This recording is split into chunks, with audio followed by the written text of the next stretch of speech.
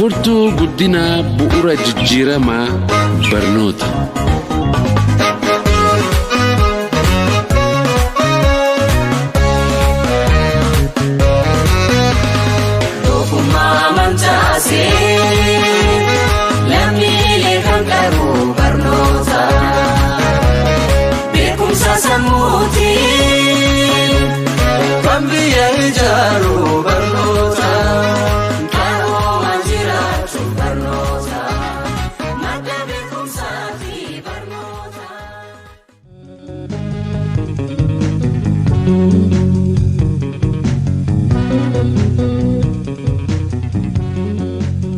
Nagaan Waaqayyoo bakka jirtan hundumaatti isiniif haa baay'atu daawwattoota Birmaduu Miidiyaa.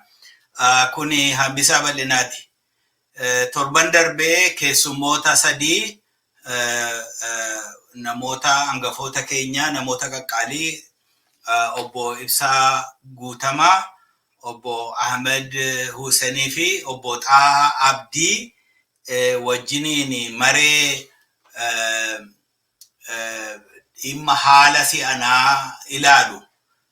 Haala qabsoo Oromoo Morkii fi Milkii kan jedhu irratti haasaa eegallee turre. Amma guyyaa har'aatti haasaa keenya kana itti fufnaa. Utuun hin turin gara keessummoota keenyaatti isin dabarsaa. Obbo Ibsaa baga nagaan dhuftani. Baga nagaan dhuftan. Ameen. Obbo Ahmed isinis baga nagaan dhuftan. Baga nagaan dhuftan. Obbo Xahaa isinis baga nagaan dhuftan. Baga nagaan dhuftan. Gammachuu guddaatu natti dhaga'amaa. Isinii wajjiniin deebi'ee mari'achuu danda'u keenyatti. Isintu mari'ata ani gidduu galeen taa'ee dhaggeeffadha. Inni kun naaf gammachuu guddaadha.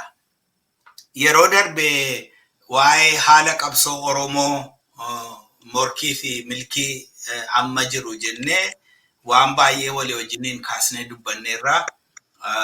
Namoonni keenya caqasanii dubbisallee duukaa bu'aa jiru. Isa sanatti fufna.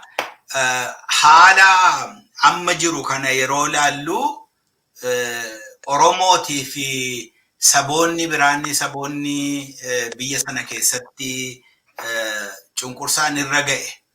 Saboonni Oromoo fakkaatan falmii walabummaa, falmii walqixxummaa fi falmii justice fardii qajeelaa dhaabuu keessatti maal gochuu qabu jettu. Haalli tokko tokko jijjiirameera. Isa kanarratti obbo Xaa isiniin eegaluu har'a. Gaarii maal ta'e? Gaariidha. Falmiin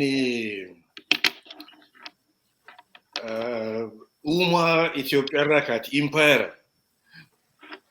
Impaayerri kun ummatoota hedduu of keessaa qaba. Ummatoota aadaa, afaan, hawwii garaagaraa qabu. Impaayerri hunduu akkasuma. Amma gaaf tokko impaayera akkamii jedhee gaafadheeti karuma waraanaa qofa. Amma gaafa dhukaasni Baalee jalqabee 62 fi hanga 70 keessa amma 92 booda ammaas kadhame yoo laalle gara waggaa 150 jara kana wajji jiraanne impaayera kana keessa jiraanne keessa waggaa 50 ol 60 walakkaansaa waraanuma jechuun lola. Kan ummatoota ollaa keenyaatis hedduun akkasuma. Biyya nagaan arganne jechuudha. Kanaaf Oromoonis uummanni olloota keenyaa kan biraatis haalli sun akka jijjiiramuu qabu qabsaawaa ture. Qabsoon sun ammoo wahirra geesse bara 1991. Impaayerri jijjiiramee ummatoonni garaagaraa if bulchanii mootummaa walii wajjitti qoodaa fudhatanii jechuu ture. inni kun hojiirran oolle warri TPLF bara 1991tti waraana guddaa qabu, anjaa guddaa qaban kakuu san diiganiiti if duuba deebisanii saamicha goran jechuudha. Qabsoonni haareewamte. Uummanni Oromootis ta'e kuni falmaatti fufuu qaban hanga mirgi isaanii guutamutti impaayera san bifa isaa jijjiiruuf biyya sabdanuu taasisuuf murtii taate santu diigame. Tokko amma immoo warri wayyaaneen ergachaa turte OPDO PP'n deebiteeti sirna durora deebisuu barbaadu harka deebisu jirti. Isa jalqaban sagantaa durii biyya takka uummata tokko jettu san deebisaniiti amantiillee daaqoon wiifaatu waan ni ta'e 4 kiiloo masaraa mootummaa keessa wacaa biitti sun akka secular taatu amantii jala deemu mootummaan akka dhiiftu qabsoo hedduu tahee mirga uummataati akka mootummaan amantii keessan seenne taasisuun sanilleetu diigame jechuudha. Amma gaa wanni jiru yoo xiqqaate kakuun impaayera jijjiiruu ta'a 91 sun akka deebitee hojiirra ooltu. Uummanni Oromootis uummatonni gara biraatis kanarra wal ta'an natti fakkaata. Yaadni amma deemaa jiru walta'iinsi dhihoo ta'es kana humni amma aangoorra jiru OPDO PP'n if duuba deebisuuf diiguuf kakuu 91 san diiguuf hojjetti kana dura dhaabbachuun namarra jira. Dhugaa himuu fi yoo warra biraarraa rakkoon qaban amma warri Sidaamaa yookiin Walaayitaa bulchiinsa isaanii argachuuf danda'u isaaniirraa rakkoon qaban. Oromiyaadha diiguu ka barbaadan humni naftanyaa ka dursan. Isammoo Oromoon amma hin fudhatu. Falmaan cimuu qaba warra akkuma Oromoof mirga isaanii gadhaabuuf qabsaa'anii wajji dhaabbannee tumsa walii taanee Oromiyaa jiraachisu. Falmaan jiru amma kanuma Oromiyaan jiraattee kakuun 91 sayyoo xiqqaate akka hojiirra ooltu wanni jijjiiramu achi boodani jiraata ta'a gara sirna mootummaa hundeen isaa kana naaf fakkaate sirna dur deebisuu fi warra jijjiirama dhufe san akka hojiirra oolu barbaadu simuu qaban kanarratti. Baay'ee fayyaataa Obbo Ahmed gara keessa nan dhufa isuma ammaa kanatti fuufnee Oromoon warra saboota cunqurfamoo warra kaanii akkuma maqaadhaan warra akka Sidaamaa, Walaayittaa, Somaalii warra jiran. Isa kanarratti Oromoon humna geggeessuu dura bu'uu fudhatee jarreen kanaa wajjiniin maalifi dantaan Oromoos dantaan isaanis wal duukaa waan deemuu fi isaaniin gurmeessuu isaaniin akka isaan ititan gochuu irratti itti gaafatama jalqabaa fudhachuu mala jedhamee yaadama akkasii yaada. Isa kana Oromoon attam godhee gochuu qaba jettanii yaaddu muuxannoo keessan maal isinitti? Galatoomi. Kun baay'ee rakkisaa miti. Keessattuu warra saboota garagaraa kan warra nu bitaa turan alatti jiran durallee waliin hojjetaa turre akkuma gaariitti jira. Haa ta'u malee intarastii ofii eega. Yoo Oromoon dadhabu mala biraa dhahachuun hin jira. Kun beekamaadha. Mala biraa dhahatu. Maaliif Oromoo callaa Oromoon badu Oromoo waliin baduu barbaadan jechuu kiyya. Dhaabdi Oromoo badduu dhaabdi miidhamtuu sanii waliin miidhamuu hin barbaadan. Kun hin jira. Maaliif wayitti 91 laallee yoo as baane warruma baay'een isaanii kan waliin hojjetaa turan egaa sanii garagalanii waan jedhamtu jira. Waan hojjetuu danda'atu jira. Kun politikaalii acceptable. Homaa rakkoon qabu. Ammallee walitti deebinee hojjechuun baay'ee barbaachisaadha. Kun rakkoon qabu. Kana callaa miti ani kalaan. Even warrummaan asin dura nu bitaa ture suniyyuu guddinni isaanii waliin jiraachuuf deemu. Eessa waliin fin hin jenna malee nafxanyaa jenna dhugaadha. Nu miidhee kan nu miidhan warra mudhanii san keessaallee bada jira. Gaariitullee jira. كسبايا بجرا كن يكسر لجوت أورمون أكو بوي سانغاب كان جلي جبان ما هنكب جبا سبا هنكب جبا سبا هنكب نوم ملء جبان نكب كبوليتيكا كستراكشري بتمو بربان Oromo maal barbaada nu maal barbaadna kan jedhu san lafa kaachuu baay'ee barbaachisaanitti fakkaata. Yeroo kanatti keessattuu yeroon kun yeroo crisisitti maal jedha wannoon tokko kootiin tokko a crisis is a terrible thing to waste. Crisis presents opportunity to allow you to do things you thought you couldn't do. One asin dura hojjechuu hin dandeenye yaadde san so that is a crisis kana keessatti dhimma itti bahuun barbaachisaadha. Crisis kana keessatti kammoo dhimma itti baanu amma governmentiin jiru yookaan keessattuu abiyyi waan asin dura hin argamin waan saba namni leadershipin tokko mariin tokko godhuu hin dandahin yookaan godhuu hin ta'in nu goosisuu jedha. Minilik zimar ta'e jedhee ka saba mara kaase. Zaba sanitti nu deebisuu jedha. Even no government achi as saba hun kaati wal waraanaan jenna. Speech isaa yoo dhagartan wanni Facebookiin oo social hundi isaanii irratti dhaaban nama walitti nama fichiisuuf kaasaa jira. Oromoo Amaara walitti fichiisuu jedha. Tigree fi Amaara wal fichisiise. Kana amma dura dhaabachuu nurra jira. Kamitti dura dhaabanna gamaa gama naanuu. Oromoolleen waan saba kan saba Amaaraa waliin jiraachuun kenna hinaaf waliin jira ollaadhaan.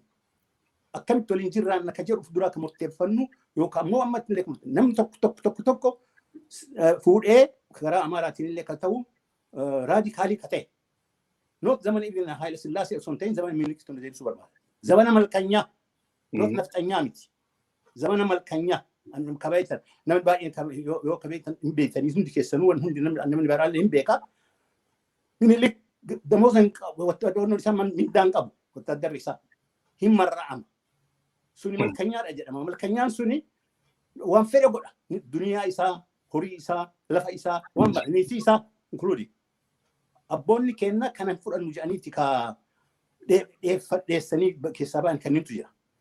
Warra sanitti nu deebisuu barbaadu jira. Kanniin dura ka dhaaban nu callaa miti.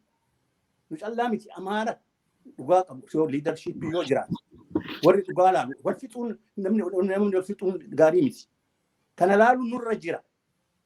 Akkamitti saba kan saba maraa waliinuu deemuu dandeenya kan jiru tokko kan. Lammata immoo numa keessatti Opidio jenna. Opidio keessallee haga tokko sabboonummaa hin dhabamu hin jira. Beekamaadha. Oromummaan kan itti dhagahamu. Kanniin illee walitti akkamitti waliin hojjaa habisanii karaa jalaatiin karaa ta'een noot bilisiginnaa miti karaa ta'een waliin hojjannee Oromummaa crisis kana keessatti nu wanni barbaannu bilisummaa which is freedom equality qixxummaa saba biraati waliin waan akka feenetti qonnoo wanju inni abbaa biyyummaa kanniin karaa itti argannu irratti hojjechuu nurra jira. Nu lolan barbaannu. I don't think Oromoo lolaaf qophaa'ee natti fakkaatu lollee barbaada natti fakkaatu. Amma wanni deemaa jiru Oromoo fi saba kaan walitti fidu. Saba kaan wal dhabsiisu. Kanarratti reebuun nurra jira jedhaan. Kanarratti reebuun nurra jira. Warra ni muudhe. Amaara tahee Oromoo tahee nu ajjeesaa jiru kan hiudhe kan muudhe sanni hojjaan baafachuu qabu nurra jira. Jimlatti nu Oromoon saba hin jibbu. Saba biraa hin jibbu. Nu saba biraa waliin jiraachuu hin dandeenna. Haa ta'u ammoo mirga keenya qabaachuu nurra jira. Mirga keenya gadi hin dhiifnudha. Abaa'oon wannoon isaa kaayoon isaa saba Oromoo mirga isaa eegsisuudha. Mirga nama biraa hin barbaadu. Mirga nama biraa tuquu miti. Kanaa waliin deemuu nurra jira. Amma kan rakkoo hedduu kana jiru wamma deemuu namni beekaa hin jiru. Namni baay'een biyya keessattuu namni deemaa hin jiru. Amma wannoo kana ka uumame kana qoonni isaa maali? Waan deemaa jiru kanarratti amma akka araaraa jedhanii gamana deemaa jiru. Kana abiyyi maal irra jira? Araara kanarratti wanni inni fudhataa jiru maali? Kan immoo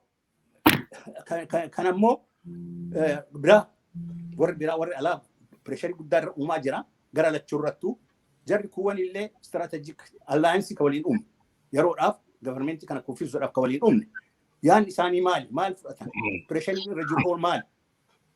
Nu ammoo Oromoon min jama taanee akkuma duraanii san waliin deemnamoo maaltu jira maaltu hojjetamaa jira kan jedhu kanniin baay'ee irratti ilaaluu nama barbaachisa jedhaan keessattuu warri amma waliin wannoo uumne kuni akkanumatti callisanii uumnee jirra wal taanee jechuudha. Kun istiraatejii nu gatanii deemuu danda'u. Nu dhisanii deemuu danda'u. Warri kana bira taree istiraatejii bira tabrinee akkuma jaalxaarreef jedhisanii warra walii wal ta'ii godhan wal ta'ii sanuu kan nu gane. Istiratejiin ammoo kan yeroodhaati. Warra amma jiru gabarmenti amma jiru kuffisuudhaaf. Kanaaf duuba maal inni wanni nu goonu akkamitti deemna kan jedhu. Yoo yaadannee muuxannoo irraa yoo kaane akka dargiin kufeen directly gabarmentiin ce'umsaa hin dhaaban. Keertee kari dhaabate yookaan ammoo kan yeroodhaa ka TPLF. Wacce sanitti ji'a tokko ta'uu ji'a sadii ta'uu hagam hin beeku yeroo sanitti waan jiru mara qopheeffatti. Wayita ce'umsaa dhufu isaan yaada ofii fixatanii jiran. Because they have arranged everything. Bakka mara qabatanii, bakka mara tolfatanii, koottaatiin nuti dabalamaan jedhaniituma ce'umsaa nuti dabalatan. Waan barbaadan nuu kennanii kan nuu kennillee isaanumatti murtii godha. Santu dhufamoo ammallee akka argutti international organ Amerikaaniin fuuteeti ka jaratti kenniti. Dhoysaatii miti. Delegation kenna kan London waamame osoo jiru jaratti fuudhee kenniteetiin deema galaa seenaa jetteen gabarmee wannoo. Na kuni international humna laalaan mallee humna kana akkamitti dura dhaabbanna. Karaa yoo araaraatiin dhufellee rakkoo jira karaa eegunnurra jira yoo araarri kunillee kan dhufu ta'e yoo ammoo lolaanuu ammoo ka deemee jiru ta'e sabni keenya akka hin dhumne maaliif saba keenya saba walitti oofaa jirani. Saba keenya akka hin dhumne sabni keenya ofirraa of akka eegu keessattuu ani ammallee irra deebi'ee jedha sabboonanni abaaboo wannoo keessa jiran oppidoo keessa jiran hin jiru saba keessaniif jedhaa waan kana jabeessitanii eeguu isinirra jira. Kana eeguun saba keessan eeguu isinirra jira. Isaaniitiin abiyyiin eeguu osoo hin ta'in saba keessan eeguu isinirra jira. Abiyyi walitti amaaratti galee nu gurgurate. Na kanaaf wanti hundi keessanuu kana laaltanii Oromoon amma humni inni qabu guddaan oppidoo. Kun waan jiru. Humna guddaa ka qabu, waraana ka qabu, karonnoo jedhu guddinni nu alaa wanna waraanaa jirra. Isaan achi gadi waraanaa jiru jechuudha. Biyyallee isaan harka jira. Kanaaf biyya kanallee baasuu kan danda'an waan inni biyya ficcisiisuu heda. Oromoo fi Amaara walitti naqee ficcisiisuu heda. Kana akka hin goone of eeguun isaanillee waan kana eeguun Oromoo ammayyuu waan jiru deemaa jirutu jira biyya keessa. Gunquma qabna hundi kenna. Ka hidhamaa jiru Oromoodhaan mallee. Ka zarafamaa jiru Oromoo ammallee. Eenyutu isaan zarafaa jira eenyu maqaa mannoo jedhanii wanni gadhiisanii awaajiin kun baheef guddinni tokko Oromoo macabsu. Oromoon akka nutti yoo ka'e nu fixa. Oromoon akka nutti hin kaane sababa kanaan keessaa mataa haa dhooynu. Ka duniyaa qabu duniyaa isaarra haa guurannu. Wannoo beekumsa qabu keessaa haa hiinu haa ajjeefnu jedhaniitu waan murteeffatu. Kanarratti of eeguu nurra jira. Ani kan jedhu kan dabaluu barbaadu kanuma. Wannan kuni wannan akka jabaatu warra dakaas kana abdii qabna strategic dhaan mallee akkuma isin jedhani strategiin kuni gara itti deemuun beekamu nu kabiraallee ammoo qabsoon wannan amma jiru ammoo kabiyya keessa ka jirullee gara itti deemamu hin beekamu situation amma jiru kanarratti wanni nu godhuun jiru nu Oromoon afaan tokko ta'u wal qabachuu kana isa political organization wal shakkuu isanii wal qabachuu warri leadership ta'e bakka jiru maraatti wal qabachuu kana wal qabannee haga dindeennee oolaa bira dhaabbannee karaa organization ammallee itti deebi'aa akka bira gafdullee jabeessee jedhee jaarmiyaa jajjabeessinee kana dura deemuun nurra jira kan jedhu kana abdii ani qabu kanuma waan ani jechuu barbaade. Eddoo galatomaa Obbo Ahmed. Obbo Ibsa gara keessan hin dhufa Obbo Ahmed waa'ee walta'iinsa yeroo darbe asii DC'tti ta'e kaasaniiru. Isa yeroo xiqqoo isheen naa obsitanii ittan dhufa. Attam gooneetu keessumaa Oromoonni isa Oromoon dhaabni Oromoof dhaabni Oromoo namoonni Oromoo walitti dhufanii walii wajjiniin haasa'u isa walii wajjiniin haasa'uu isa walitti gamaa gamana dhaabbatanii yaada walitti darbatanii yookiin wal qoccolanitu hin ta'in dubbiin yeroon ammaa kun yeroo addaati. Yeroo humna ofii walitti kuusuu, walitti tituu, garaagarummaa xiqqoo dhiyoo jiraates guddaan iyyonnaa jiraate yeroo itti isa dhiphisanii walii wajjin hojjetan ta'uu qaba. Attam ta'uu mala jettanii yaaddu waa'ee Oromoof Oromoo gidduu isa jiru dura? Achi ka'uun hin barbaaduan. Nama proper miti sana jechuudha. Maaliif baay'ee yaale karaa sanaa baay'ee yaale failin godhe. Kanaaf sana keessa baay'ee lisuun barbaadu. Kan inni barbaadu, kan inni yaadachiisu barbaadu waa'ee adda bilisummaa Oromoo yeroo bara dargii. Bara dargii adda bilisummaa Oromoo akka adda bilisummaa Oromoo yeroo sagantaa isaa labse dhaabotii jiran hundumtuu dhaabii malbulchaa kan jiran hundumtuu dhaaba nafxanyootaa jedhee dikileerii godhe. Amma officially opereetii gochuutu namarra jira. Kan keenya duwwaatu hin ijoollee baay'een namooti baay'een dhaaba nafxanyoota kana keessa galuu hin barbaanne. Isaan keessa galan malee immoo magaalaa keessa socho'uun iyyuu rakkisaa waan ta'eef namoota kibbaa saboota adda addaa irraa namoota turanii adda bilisummaa Oromoo waliin taa'anii dhaaba tokko dhaabbatanii turan. Dhaaba Icaat jedhama. ኢትዮጵያ ቁልቁሎች አብዮታዊ ትግል ከንጀዱላ ዳቢሱን ዋን ባዬ ኑፈየደ ቆፋ ኤጋ ኤማሌዲ ዋንቲ ጀዳን ቶኮ ከኒ ወልገይ ዳቦታ ነፍጠኞታ ጅሩ ኢሳ ኬሰ ገሉ ደንዴኝ Imaledi sana keessa galuu dandeenyaan eenyummaa waraqata eenyummaa isaanii yoo qabaatanii iddoo barbaadan lixuu danda'u. Paalaasii keessa seenee iddoo barbaadan. Sanaanii dhimma ba'anii namooti keenya warri dirree jiruun quunnamuu warra asii dirree deemuun dabarsuu kan danda'ame isaan ture. Kana egaa hunduma keenya nu duwwaatu hin ta'in amma namootni reedii yaadadhu namni Kambaataa ture, namni Gaamoo ture, namni Walaayittaa ture, namni Sidaamaa ture. Hundumtuu lafa hin gahin hin qabu. Amma dhaabota nafxanyaa keessa galuu hin barbaanne banaadha. Kan nama dhibu dhaabi kun kan warra kan Saawuziiti. Saawuz includes Oromoo kan hin dabalatu. Akkasi kan isaan garuu miseensota lama kaabaa qaba. Kaabaa Tigree keessaa fi miseensota lama, kaadiroota lama. Tigreedhaa fi Qimaant.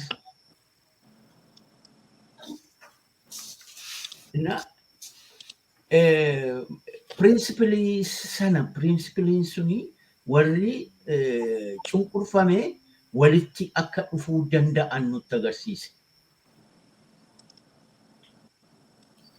bulee egaa qabaabiidhaa jarri kunii san jennutti maarksist leenizimitti amananii maaloo jedhamee cunqursaan dhufnaanii nuumtu dura buunee disolvii goonii dhaabitti wal geenye warri hundumtu maaliif nu kutuudhaaf adeeman maqaa sanaanii ergi baaroon deeme charmanii kan ture Asaffaa Chabboo ture. Asaffaa Chabboo hidhan. Sabo ergi disolvii goone isa hidhan. Kana egaa maal goonuu warra relationii warra saawuziitii wajjin jiru already relationii qabna. Relationiin sun abaawoon akka akeekaatti jalqaanii nasirreessaa akka dhaabaatti takka warra saawuzii kana individuals waan barbaadan abba tokkeen waan barbaadan nuuna jedhan ajooftuu xirooftuu maaloo nuuna jedhan takka waa'ee isaanii negatiivii dubbanne hin beeknu. Kun poolisiidha. Maaliif obbolaa keenya dogoggoruu danda'u. Ijoollee warri amma chaat keessatti walitti qabamne kuni warra fageessine ilaalluudha. Warra kolonooftuudhaa fi koloneessituu gargar baasnee warra ilaaluu dandeenyedha. Kanaaf fagoo deemuu dandeenyaa jennee kanaan goone ammas pirinsipiliin suni yookiin akeeki sun awwaararraa hordofanii deemuun waan danda'amu natti fakkaata. Wanti hin danda'amne hin jiru karaa sana. Maaliif amma si'ana rakkina wal fakkaataa keessa jirra. Rakkina wal fakkaataa cunqurfama afaan keenyatti cobuu barbaadu, aadaa keenyatti cobuu barbaadu, eenyummaa keenya nuti eenyummaa keenya akka enne amma warra kibbaa kana fuudhanii walitti cafallaqaniitu kibbaa jedhan. Kibbaa wanti jedhamu uummati hin jiru. Uummata sana keessa amma Sidaamaanii kan mataasaa argatee kubbaa ba'eera. Garuu amma Walaayittaa fa'i jira. Kafichoo fa'i jira. Jarri kuni warra mootummaan isaanii kan Habashaa gadi ture miti. Yeroo immoo amanii akkuma keenyaa hin kufani. Hin kufanii, rukutamanii hin kufanii. Hawwa isaanii keessaa hin banne eenyummaa isaanii sana deeffachuun. Garuu yommuu eenyummaa kan biraadhaa hojii walitti gootee eenyummaan qabdu jettuun qurrama qabu. Kanaaf tokkumaa jechuudha. Koozii tokko qabna, kaasaa tokko qabna. Kan nu kakaasu tokko qabna. Kanaaf akkasitti ilaallu. Amma nuti qabsoo guddaadha kan Oromoon geggeesse. Wareegama guddaadha kan inni baase. Wareegama sana yoo madaalarra keenye waan arganneen wal qixxaataa yoo jenneen waan natti hin fakkaatu. Caalaa baafneetu xinnoo arganne. Amma xinnoo baafnee caalaa argachuun nurra jiraadha. Bara baraan gabbaraan jiraannu egaa. Amma waggaa 3 kana ijoolleen keenya mana hidhaati baafamtee yommuu seera malee ajjeefamtu. Karaa irratti yommuu saree nyaachisanii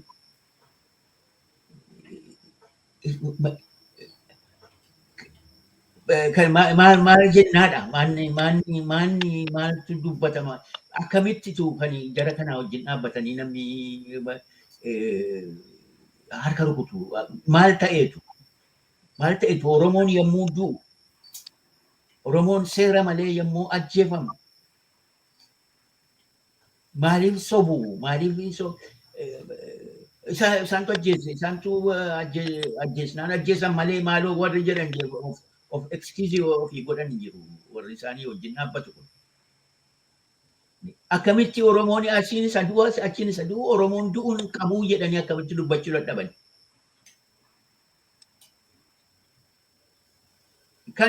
Kana hiikuu hin dandeenyu kana furuu hin dandeenye waan kana hin dandeenye waggaa kana hundumaa jiraanne furuu hin dandeenye goobanaa kaasee hamma yoonaa kan jiru. Hinkinaan qabu sababan qabu sababa amma garaadhaaf maaloodhaaf isa jedhan okay garaanis keessa jira garuu goobanaan garaa maalii rakkateetu kana Minilikitti gale Minilikii gadi miti janna beekamaadha sooressa maayini egaa okay goobanaanii Minilikii wajjin sheerii gochuudhaaf buutii deemeet jedhama warri kun buutii sheeriin godhanii waan harcaate firifaarii yoo argatanidha sayyuu maaliif ammayyoo lakkoofsi isaanii baay'eedha maal gona sana itti namni kan itti yaaduu danda'u kan itti yaaduudha. Na amma warra gadda ijoolleen naannaa kana dhiishii kanatti wal ga'anii namooti adda addaa achi keessaa nama fotoogiraafii ilaalee nama hin beeku nama tokko duwwaan arge actually nama aanyo akka tokko akok jedhanii argeen ture kanaan dura yeroo yartuudhaaf malee nama achi keessaa nama hin beeku jiru inni silaa bakka buusuu jedhan bakka buusuu whatever mallas mattakaakaati jedhaa ture ta'eera dubbiin ta'eera achi keessa Oromootii jiru jechuudha. Ta'eera jechuudha. Nuti akkuma fe'ettaa dhufu wanti kun abbaa fe'eenaa dhufu akka fe'ettaa dhufu waan akeeka qabna nuyi kaayyoo qabna. Gara kaayyoo sanaatti nu geessa yoo ta'e nuyi harka keessaa qabaannu malee jechuun nurra hin jiru. Gaafa dhannee itisnee lafa qabannee jennu gaafas dubbannaasa. Amma garuu achiin kan nu ga'u jiraannaan jabaadhu itti fufi abbaan fe'ee yaa ta'e adiis ta'e gurraachas ta'e abbaan fe'ee waan itti dabalchuu qabaatte itti nu dabaliiti achi haa geenyu. Karaa keenya irra duwwaan dhaabbatin wanti gootu waan gufuunuu ta'u duwwaa akka hin taane eeggachuu. Kana malee wanti godhame wanti dhaabbate deeggaramee deemuutu irra jira amma. Amma akkuma kan eeggaddaa jennu ijoollee warra daggala jiru wabooni seenaa isaa keessatti itti gaafatama guddaadha kan kennamu. Lola duwwaa miti itti gaafatama guddaa. Dhaaba poolitikaa gad dhaabuudhaaf adeema. Sana gargaaruuf adeema. Poolitikaa hooggansi poolitikaa hin jiru taanaani wanta qajeeluu hin danda'u. Kanaaf sana uumuudhaaf ofirraa baasanii ofittummaa keessaa ba'anii sana uumuudhaaf amma itti gaafatamni kennameeraaf. Kan dura ta'u Oromiyaa of jala oolchuudha. Oromiyaa biirokrasii Oromiyaa gadhaabuudha. Haaraa bifa haaraan gadhaabuudha. Isa booddee warra kaanii wajjin dubbachuudha. Oromiyaa keessa namni harka galchuun akka jalqaan jedhe Oromiyaa harka keessa hin galchine. Namni biraan harka keessa hin galchine tokkodha. Lafa yoo nuu kaanii akka kanaan dura kan hin taane tokko yoo nuu kaanii qajeeluu danda'a waan ta'e. Qajeeluu danda'a. Suutatti adeemna. Wanti nu jarjarsu hin jiru. Suutatti adeemna. Hirree keenyas jabeeffachaa. Rileeshinii keenyas jabeeffataa. Itti adeemuu dandeenya. ABO'n sagantaa lafa kaa'e keessaa inni muummeen Oromiyaa Ripaabilikii Oromiyaa walaba isaati dhaabuudha. Inni muummeen garuu achuma keessaa dhaqee sagantaa sana keessaa foreign relations keessatti namoota fedha walii kabajan waliini tokkeessoo wayii uummachuun danda'amu lafa kaa'eera.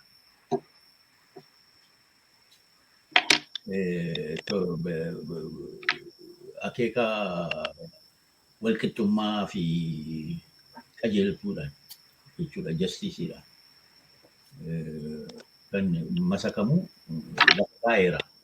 Kanaaf namooti bara sana ani ABO miseensa waan hin ta'eef utuu hin ta'in kaa'ee mayyuun waa'ee ABO lafa kaa'e waa'ee ABO waantota godhe sana yoo laalu nan dinqisiifadha. Yeroo sanatti ammayyuu karantilii waan vaalid ta'e gara fuulduraattis vaalid kan ta'u Oromoon Oromummaa isaa qabachuutu irra jiraa kan jedhu. Oromoon Oromoo ta'uutu irra jiraa. Ammas kan jennu kana. Itoophiyaa hin ta'in Oromoon hin jennu. Dura Oromoo ta'iiti isa booddee Itoophiyaa'ummaa barbaadii dhaqiiti. Garuu dura Oromoo ta'e dura Oromummaa kee lafa kaa'i. Qilleensa keessatti rarraaftee hin deemin waan alle. Kanuma egaa kanaaf sana kan inni ilaalu akka sanatti isa waa'ee ani wabootti kennaa isa na gaafatte gaaffii naa kennite hundumaa wabootti kenneetanii soorumsa furii probleemii kana fuunee gangalchinee dhufnee as geenyeerra kunoo kana furii jenneetu karaa koo itti kennee jira jechuudha. Iddoo galatoomaa obbo Tahaa gara keessanitti darba isa isaanii ofirra dabarsan hundumaa gara keessanitti xinnoo ishee haqa akkasin ilaaltanitti waan ani jechuu barbaadu tokko Oromoon maal jedha ilma abbaa caalu wayyaa jedha. Abbaan koo dur akkas jedhu ilmi ofii yeroo nama caalu abbaan hin gammada malee hin gaddu. Amma waraanni bilisummaa Oromoo kan jabaate tokko saduraanii irra sadarkaa guddaa kan ola deeme tarii hubannaan siyaasaa san qabanis kan guddate tokkotu dhaabbatee jira. Yeroo sana ta'u gaa warri abbootiin immoo utuu isaanii lubbuun jiranii utuu isaan humna qabanii ilmi dhufee iddoo yeroo fudhatu yeroo qabatu hin gammadu. Maanni akka ibsaa walitti dabarsuuti ibsaan kun eega darbee bobboleeraa jechuu dandeessu isaa itti fidaati waa'ee isaa dubbadhaa. Waa'een addanatti tokkummaan dhaabbate kunis isuma kana duukaadha. Rakkina sababa hedduu biyya keessa jirurraan kan ka'e aangawoonni Oromoo warri gaggeessitoota ta'anii baay'een mana hidhaa manni hidhaa mana isaaniittis haa ta'u, mana hidhaa karchallee galanis haa ta'u, mana hidhaa keessa jiru. Kanaaf akka garaa isaanii carraaqanii waa hojjechuu hin danda'ani. Kan bilisa qabu amma kan akkasanatti kan warraaqaa jiru adda waraana bilisummaa Oromooti. Oromoon naannoo isaaniitti wal ga'ee isaan duukaa hiriiree jabeessee akka isaanii dhaabbatani, akka isaan of danda'an, akka isaan nu geggeessan, akka isaan bakkaan nu ga'an gochuu keessatti maal gochuu qabaa, walii isaa wajjiniin akkamittiin haasa'uu qabaa, isa jedhu kana walitti dabalaati naa deebisaa maal.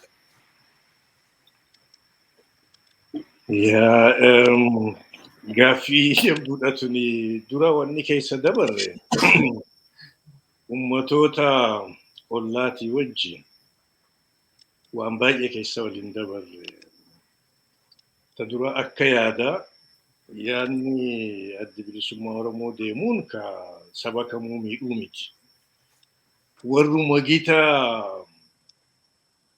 bulchitoota durii illeef silaa beeta aara galfachiisa odoo fudhatanii maaliif nuus iftaanee isinis iftaatanii uummanni hunduu uf danda'ee walii wajjin ammoo akkatti jiraannu mala haadhoynu jechuun ba'aarraa buusana fakkaata warruma dur nu bulchaa ture saniifuu silaa gargaarsa. Wanni 91tti ta'e 1991 kana ture. Inuma jibban inuma didan. Yaa kunuu ka nam fudhadhe jeehu warri kaabaa sun nutti garagale jechuudha. Amma rakkoon barsiifteettaati waaqni isaan gargaaru. Akka adda bilisummaa Oromootti, akka waraana bilisummaa Oromootti jaarmoota ummatoota ollaa hunda wajji ka yaadni isaanii mirga Oromoo guutuun fudhannellee warruma kaabaallee waliin hojjechuuf yaaliin godhame. Hunda lakkoo hin dandeenyu taana amma warra Ogaaden irraa qabii, warra Afaar, warra Sidaamaa yeroo dheeraa warra Kambaa eenyu Gambeela, warra Benishangul odeeffannoo wal jijjiirurraa qabnee hamma karaa leenjii karaa adda addaa waliin illee duuluu bakka geenye jira. Biyya dura dhaabbachuu maaliif iddoo barbaachisu gahuu dhabe? Yoo jenne isaanii waan baay'ee Oromoo irraa eegan, waraana Oromoo irraa eegan, ABO irraa eegan. Oromoonis sanuu barbaada. Akka yaadaa gaa silaa caalaa tarkaanfachuutu ture tuni waan kana booda probably qoratame maaltu hanqiseen tuni qoratamtee beekamuu qabdi. Hangamma waanuma argaa dhageettii irraa xiqqoo dubbachuu dandeenya. Sirna ture santu beektaa miidhaan uummatarra geesse baay'ee guddoo turte. Lakkoofsa gahaadhaan namoota leenjii polotikaa kennitee, leenjii waraanaa kennitee san keessaa baasu akka paan Oromoo istaandaardii ol'aanutti sani qopheessitee Oromoofis gaachana ta'u, uummatoota biraatiifis gaachana ta'uu san hanqinaatu argame waan dhokatu miti. Kana maaltu hanqisee akka himuu dandeenya odoo keessaa baay'ee deemuu dhabne gaarii naaf fakkaata. Fakkeenya tokkoon sii kennema gaafa TPLF OPDO tolchitu. Wanni tolchiteef tokko ABO'n nuuf ajajamu jechuudha. Warra ufii ajajatan maal yebal warra ta'e tolchiteeti Oromoo qofaa miti ka Amaaraatis kaanis tolchitee itti fayyadamti. Nuyi waan yaannan isinima dura hin balaaleffanne jaarmaa biraan tolchinaa waliin hojjechaa ture akkasuma itti fufnaa jenne. Lakkii nun baasu jedhanii tolchanii jaarsas itti baafne jaarsa fagootii milishaa biyyaadha gaafas yaanni isaanii qajeelaa ture wajjin teenyee mari'annee didan TPLF didde. Dhuunfadhee bulchuu nan danda'a jettee waan yaaddeef gorsa keenyaas gaaffii keenyaas didde. Waan yaannan isin amma ka Oromoo deebina saayikii uummata cunqurfamee kana ka Oromootis ka kabiraatis. maal yaadne nuti jaras ka isaan jaaran kun diina keenya miti obboleeyyan keenya jenneeti hariiroo wajji wal nu barsiisaa jennee hariiroo wajji jalqabne. Ka yaadne amala siini beeynatii fi namoota Oromoo jettee jaarte kana ka biraatis isiin ututtuqee kaaftii hin fincila jennee yaadneeti waan dandeessan isinis TPLF jalatti illee hojjedhaa jennee wal kakachiifnee adda baane beektu odoo shaggar hin dhaqin. Irraanfatanii ta'a. Warri gaafas kanarratti walaasofne gariin hin jiran ta'a. Gariin bahee fakkaata isaan keessaa. Hawwiin keenya maal turte mee haa jaaramanii muuxannoo argatanii mootummaa keessa seenanii nus itti fufna gara keenyaan. Hamma dandeenyu qabsoo tana bakka tokko hin geenyetti ka 91 san yommuu sun hojjechuu baate waraanattis deebina. Jarri suni isaa hojjetanii sabboonoon isaan keessa seenan si'a tokko carraan ni dhufa hurgufatanii ofirraa buusuu jennee yaadna. Waggaa 10-15 keessatti hin taane maaltu sana hanqise? Cimina TPLF moo dadhabina uummata Oromootii fi uummattoota biraa ka jaarteessa? Tuni gaaffii bal'oodha keessaan baanu garuu hin taane beektaa.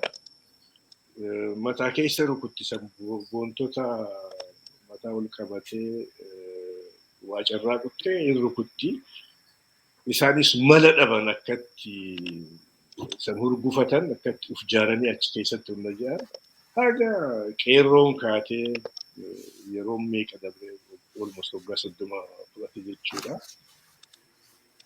Hammas turaniiti achi keessa as ba'anii isaanummaa wal balleessan deebi'anii. Warra isaanirra coolleetu duuba as bahee sabboontota hanga jiru san kuffise. Hin hafne jechuun miti keessatti garuu maal godhaa jiran egaa warra sun fiifii ta'anii. Miidhaan takka ta'a ummatoota cunqurfame kanarra geesse. Ummatoota koloneeffate ka Afrikaa ka biraarra waan hin gahin jira. Eenyummaadha balleesse kun sirni kaabaan dhufe kun sirni warri balaabbatoota shawaati ka jalqabe. Ummata tokko fuudhaniiti namoota keessaa guuranii walirratti ijaaruu. Brain wash godhaniiti aadaa isaa keessaa baasanii ummata isaatti ergan. Ajajaa godhanii simaa baloo jechuuf ka'a. Isaatu hangammaa jira amma abiyyuma yoo argitan namoota akkasiiti. Warri akaakayyoon Haayile Sillaasee warra akkasiiti. Ka biraatis baay'ee jira akkasii mangistuun ormi garii akkasii hamata garuu Amaaraafis hin taane, Itoophiyaafis hin taane, Oromoofis hin taane warri akkasii badii hojjetanii. Kana egaa irruma aanuu qabna. Oromtichi dhiigaa miti dubbii yaada. Yaada qajeelaa kan qabu uummanni Oromootis jiraatee uummattoonni biraatis jiraatanii mirgi isaanii guutamee fi walii wajjin biyya nagaa uumna ka juusan ka Amaaraafis, Tigreefis, uummattoota biraatiifis ta'u yaada sanii isarratti ittisuu qabna amma dandeenye. Waraanni silaahuu akkuma impaayiraati beektaa impaayirri hin dhalataa, hin guddataa, hin babal'ataa, hin kufaasi. Jeequmsa seena, jeequmsa san keessa jira. Falmaan impaayira dura dhaabbachuutis waraana obbo takka hin jaartaa rakkoo sirra gahaa deemaa dhufee dhiibbachaa dhufee amma yeroo amma jiru gahee humni kuni karaa politikaatis kaayyoo uummata keenyaa ka Oromiyaa ijaaruu ka uummata keenyaas mirga isaa gonfachiisu uummattoota biraatiif dagalee gargaarsa ta'uudhaasan akka gaariitti maxxanfatee itti amanee ka deemu karaa waraanaatis tiknikaa meeshaan karaa hundaanuu cimee ta'uu qaba. Isarratti hojjetamuu qaba. Gufadhe jetteen dhiiftu qabsoo akkanaa miidhaan nurra geesse dammaqiinsa xiqqaanneen dhiifnu itti fufuu qaba. Amma ka durra jabaachaa dhufe lakkoofsaanis dandeettiinis isa durra cimaa dhufe yeroon gaariidha immoo amma warri dura dhaabbatus bakka durii deebifna inumaa irra hammeessina kan jiru ta'e. Warri immoo waliin qabsaa'aa turre hunduu hidhatee kaka'u ta'ee amma walgeettiin hubannaan dhihoo taates kanuma. kun itti fufuu qaba. Warrumti waggaa 30 daandii dhugaarraa maqee nu rakkisaa turellee badiin sun isaaniif deebite. Isumatti himaa turre nuufis hin tahuu warri jaartan kun isiniifis hin tahuu dhiisaa jechaa akka turreetu deebi'ee isaanis guggubu. Ablee adda bilisummaa Oromootiin ajjeesuuf qaluuf tolchantu deebi'ee isaanis qalee TPLF warri OPDO fi waan kana ta'e. Amma rakkatan isaanis kana booda yaada ajaja kennuu miti ummata biraatii wajji humna biraatii wajji ta'anii hojjechuu hin fudhatan jennee abdanna garuu abdiidhaan dhiisuu miti. Ka walitti dhufneef tooftaadha jedhee fudhachuu qaba waraanni amma. Tooftaadha. Yoo tarsiimoodhaan waliin hojjenna ta'e biyya hundumaaf biyya taatu biyya nagaa irratti yoo dagalee nuu ta'an waliin hojjenna. Tooftaaf ammoo amma jiru kuffisuuf waliin hojjechuun rakkisaami pirootokoolii ifaa jiraate waliin socho'uu danda'ama. Humnoota biraatis dabalannee gambeelaa jedhi kaan jedhi hundumtuu walitti dabalame humna amma jiru kana dura dhaabbachuu barbaachisa. Humna jiru kana immoo lola qofaa miti. Karaa poolitikaattis beektaa akka hubannoota argatan wal fixuun akka isaaniifis gatii hin qabne. Amma warri sirna durii deebisuu barbaadu sun waraana qofa labsaa jira. Hidhachuu kitat gifaa baloo mararaan jechaa turu tokko. Gifaa baloo malee mee dhaabbannee haa mari'annu jechaan jiran. Addi bilisummaa Oromootii fi uummattoonni biraa jalqabarra dhaabbannee isaa mari'annu lolachaatis beektaa mari'annu jechaatu. Inni itti fufuu qaba karaa poolitikaas akka dammaqan akka isaan hin baafne wal fixuu malee qotee bulaa fi ka'ima kana walitti qabanii ka leenjii gahaan argatin ka waan deemuuf sanuutti amanne warra hidhatee muuxannoo qabutti erguu jechuun wahirra isaan hin geessu. Sirna kana immoo duubatti deebisna jechuun hin baaftu. Dhugaa kanallee itti himaa deemuun namarra jira. Warri miidiyaatis amma miidiyaa keessan kanaas dabalee warri miidiyaa lola qofaa miti kanallee itti dabaluutu irra jira. Warri intellectual warri waa barreessu ka barsiisu karaa hundaan karaa miidiyaa dubbiin tun akka baramtu akka lolli kan baasu mariin akka teessu ta'uu qaba. Isuma Oromoota keessattis amma cunqurfamaan beektu diina dura wal dura dhaabbachuu irra mirqaana. Waan roorroo je'ee yaadu alagaarraa yotti dhufe noormaal godhee fudhateeti ka wal jidduutti waa wal gaafachuu mari'achuu illeetu ajajatti fakkaata. Walitti aara. Kana keessa dabarre. Uummanni cunqurfame hunduu kanuma keessa taraa waan itti rakkatanii kunis beektaa qabsoodha.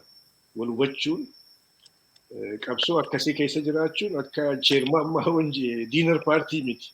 Dhihanaaf wal yaaminsaa miti. Waliin duuna. Waliif duuna. Uummata keenyaaf duuna jedhee ka walitti dhufe kun wal obsuu qabaa.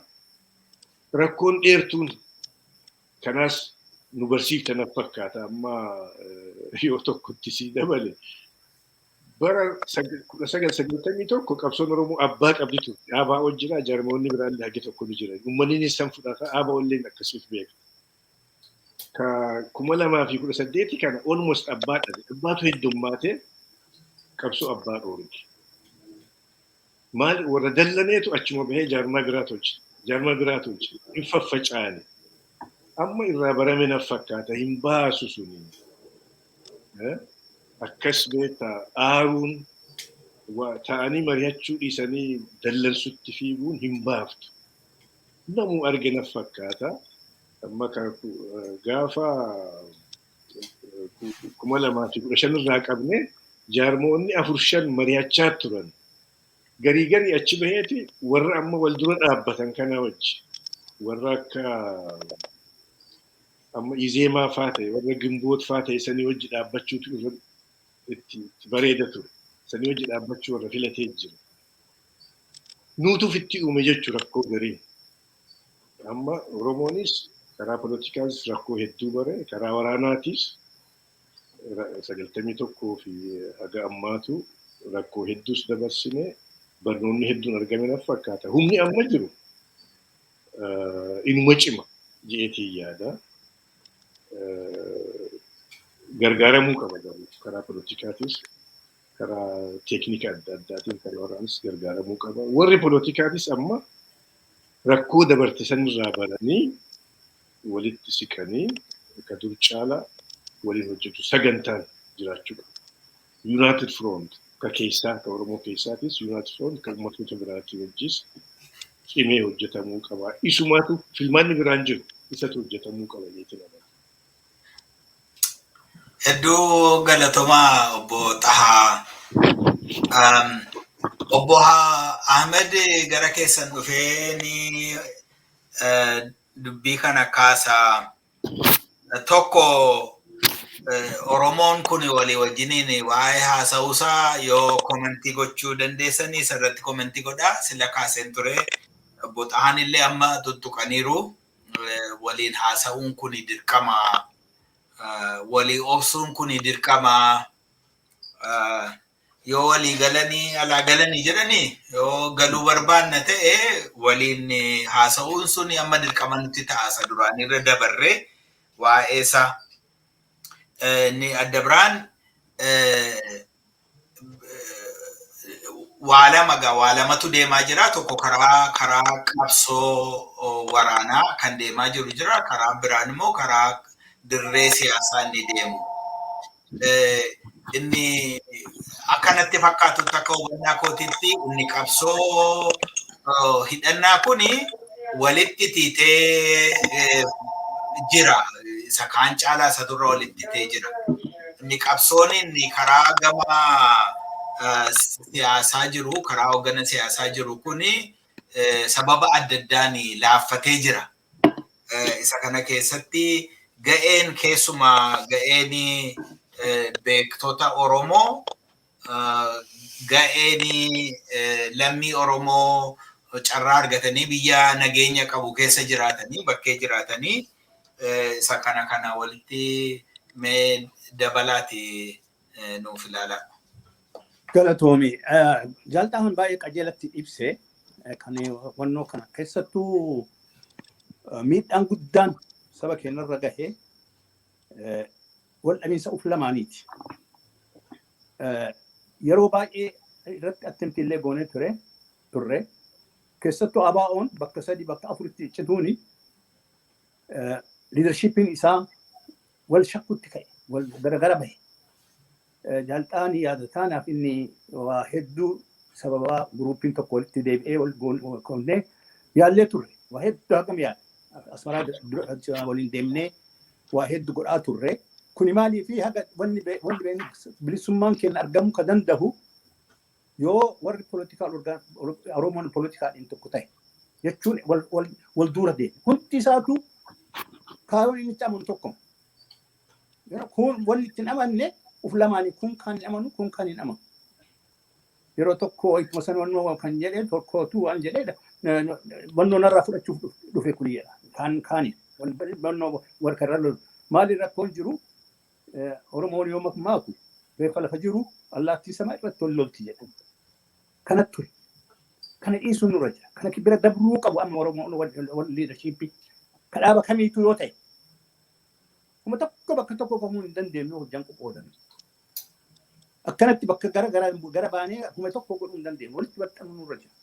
Warri poolitikaalii hin beekne jettanillee warri poolitikaa deemsisan hundi isaaniitu karaa kamitti Oromoon afaan tokkoon kaayyoo tokko qaba. Kaayyoo tokkoon marti hundaa yoo gaafatti sanuma barbaada. Akkamitti achi geennaadha. Akkamitti achi geennaa kana yommuu kan ga'uu dandeenyu yoo wal qaban. Kana jalqaan qajeelatti hime irratti dabalummaa fi wannoo dhiisuu qabu. Xiiqii walirratti qabachuu warri leadershipii kun. Wal amanuu qabu. Wal amantiisantu dhabame. Yeroo baay'ee tokko kan jedhu kabiraati kun kan jedhu kabiraati hundi isaaniitu waluma dhabuu ammallee sun ima jiran keessa wal amanuu dhabuun sun. warra leadership jechuu kiyya. Sabaa miti. Sabni rakkoon qabu. Saba kafeedha yoo ta'e walitti nama qabutu gara kana itti qabutu wajjin jira malee wanni isiin aanjaa itti argattee saba keenya garaan kaan yookaan wallaggatti yoo lola kaaftu arsiin yookaan warra hin callisee ta'a. Maaliif wanti jidduu jiruutu rakka walitti yoon goone walitti organizing goone yookaan immoo isiin arsii attaakii goota fixu wallaggaa hin ta'a. Jechuun akkana ta'e jeneraaliin kun dhuguma jiru waan haqa jiru waan dho'isinuu miti. Kana dhaabuu dandeenyu gaa'iyaan sabaa kibbaan yoo ol ta'an Oromoon afaan tokko Oromoon political organizationiin afaan tokkoon deemuu qaba. Hundi isaa kaayyoon inni dhaabatu sanuma kan biraallee hundinuu kaayyoo abaa'oon lafa kaa'e sani qajeelatti obbeebsaan qajeelatti ibsee yeroo sanitti pirogiraamiin sun akkasitti lafa kaayamuun baay'ee warri jara qaban warri pirogiraamii san diraaftii godhan wanni jedhan akkamitti saba Oromoo qajeelatti bilisummaa akkamitti argata kan jedhu san irratti yaadanii akka lafa kaan beekama. San ammallee gadhiisuun nurra hin jiru san qabannee deemna. San qabannee waan deemu hundi isaa tuukaa akkuma hin jedhisanii ibn ammallee deebi'aa okkudiyoo keessaallee kasabboonummaan itti dhagahamu jira. Baay'ee jira. Baay'ee sabran. Innaa sunniin hundi osoo hin jedhin akkamitti jaarmaa san jooyin gurrabu jaan jedhu miti. Gin jaarmaan sun akkamitti waltaa haqa jedhu san irratti qooda fudhachuu danda'u. Akkamitti riilii karaa san irratti rakkisoo osoo hin taane aanjessuu. Akka sabni Oromoo wal quunnamu wal qabatu aanjessuu irratti hojjechuun baay'ee barbaachisaadha. Kana yoo san taane yoo san goone kuma bara dura dhaabachuu dandeenya. I think kun bilisa mannoo qabnaa waaqni kan nuu kenne qabna. Maali waaqni nuu kenne guddinna. Osoo akka dhumiitiiti akka rakkinaati yoo akka namni sabni keenya itti dhumeetti akka ijoolleen keenya itti dhumeetti silaa Oromoon hin jiru. Haa ta'u immoo akkuma sanii itti guddata. Hinaaf kun qabsoon bara urduma deemalee nu deemneef hin dhaaba. Haga cunqursaan jirutti haga mirga kee sarbamutti jirutti qabsoon hin dhaabatu nu bira deemti. Qabsoo san kan deemsisuu danda'u ammoo jenereeshinii dhufuutti itti darba kaan itti darba kun ima duutiin ooltu hundinuu irraa hin dabalina. Haa ta'u malee qabsoo san bakkaan gahuu kan dandeenyu ammoo liidarshiipiin amma warri bakka jiru kunni yoo walitti deebi'ee qofa. Kana guddaan kan irratti hojjechuun Oromoon irra qabuun yaabdadhaan. Kana yoo godhe wanti isaan dura dhaabbatanii jiru gara tokko ta'uu dhabuun baay'ee miidhama. Kalee ta'uun itti bulamaasii obbo isaan qajeelatti ibsee ture. Baay'ee isin dhiba. Wanti zaman Clinton san OLF is registered as a foreign organization callaa osoo hin ta'in White House-itti wannoo affeeramnaa ture diinar irratti.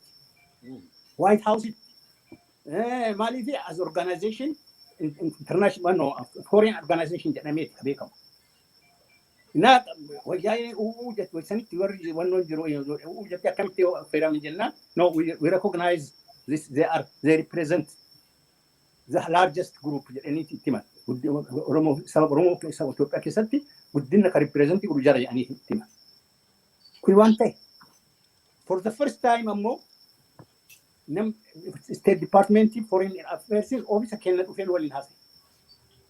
For the first time, waan inni gaafsan jedhe. We didn't go to Tigran office here. We didn't go to the Eritrean office here. But we come here because we believe that you, without your solution jiratin, biyyi sun nagaan taatu. Biyya san kana gaallee godhuu danda'u isin jedhe. Wayita abiyyi dhufe amma akkasitti fudhatanii turan. Oromoon fuula dhufe Oromoon biyya san biyyi sun nagaa taatii jedhanii fudhatan. Wanni abiyyiin guddina itti gargaaraa ture. Waga inni garagalee. Akkuma argitanii ammoo akkasumatti fudhannee nullee asitti wayita inni dhufe waan goone waan waliin haasa'e liidarshiippii yeroo tokko osoo hin beekifanne waan warra asiin dura nu beeknu warra waliin hojjetaa ture warra gargaraan kara ta'een wal beeknu hunda he is a good man jedhaa ture isa beeksisuudhaaf waa hedduu. Na kun rakkoo amma nutti dhufe kana hunda dura dhaabachuu kan dandeenyu tokkummaa qabaachuu. Na tokkummaa dhabuun suni beekumsa san hunda daaraan harkaa godhe. Achi ka geenne dippiloomaatikaali reelii baay'ee kan maasii godhe. Jarri rifattee maaliif dabdaabbee ol biraayis katabde tokko baay'een Oromoon agarree baay'ee rifattee korporeeshinii waliin ammoo miitingii godhaa turre kana mara arganii rifatanii loobistii qaxaran. Dirasii baay'ee rifatanii. San callaa osoo tahiin warra pushii kana nu godhu warra gurraachaa keessa seenni warra gurraachaa wannoo godhu leadership isaanii. San dafanii organizationii tokkoon embaasii keessatti yuuzii godhuu dandeettan. Konferansii isinii kennina jedhanii sossobataa ture sossobatan. Kun organizationii terroristiidha maali jedhanii nu hojjaan nu diiguu jaraan hojjaan nu baasuu barbaadan. Kana ammoo akka godhan tokkummaa dhabuu kenna. Osoo tokkummaan jiraate kana nutti hin godhanii ammallee tokkummaa kenna jabeessuu leadershipiin kanarratti hojjechuu qaba. Dippiloomaasiin sunillee deebi'uu qaba. Hin dandeenna wanni nu orgu hin jiru. Wal qabaanne yoo namni wal qabaate amma haa ta'u ammoo kana amma akkuma jedhame sanii wabaa'oon responsibilitii fudhataa jira. Responsibilitii san fudhatee isarra gargaarsa isaa irratti jaarmiyaa ta'u. Kabiraatiin ammallee kan wanni Oromoon rakkoo nu qabnu maali seetan? Hin dhukkubsadhaa. Jaarmaan kun honnaa hojjetu dandeenye kabiraa dhaabuuf deema. Rakkoon ture kan waan ani yaadu san naan goone ani godha jedhee ka'ee utaalee kabiraa dhaabu. Sun balleessan fide malee diikuun san fide malee kuma tokko nu gargaare hin jiru. Kanaaf ammallee dhaaba biraa dhaabuu yookaan ammoo orgaanasii gara biraa deemuu osoo hin ta'in mee akkamitti ka jiru kunumatti walitti dhufee waliin hojjeta kan jedhu irratti warri politikaalii kan osoo hojjetanii baay'ee nu gargaara jedhee abdii qabu. Galatooma. Hedduu galatooma Obbo Ahmed. Obbo Ibsaa gara keessanitti ni deebi'a. Sila waa tokko jettanii turtanii waraanni bilisummaa Oromoo dhaaba hoggana siyaasaas gadi dhaabuuf deemaa jettanii turtan. Amma kan bilisummaadhaan carraaqaa jiru qabsoo Oromoo falmaa jiru waraana bilisummaa Oromooti. Akka sababa sila himneerraan kan ka'e dhaabni politikaa Oromoo dureessi guddaa keessa jira. Namoonni baay'een hidhaa keessa jiru. Kanaafi gorsi isin qabdan maali? Namni hundumtuu warri geessaa keessumaa namoonni bakkee jirru gara caalaatti waraana bilisummaa Oromoo duubatti naannofnee isaanii hadeggerru isaanii wajjiniin dhaabbannu ijoollee ofiin geggeeffamuun waanuma maluudha isa jedhu sana waan dabaltan hin qabaatan mee isarratti dubbadhaa.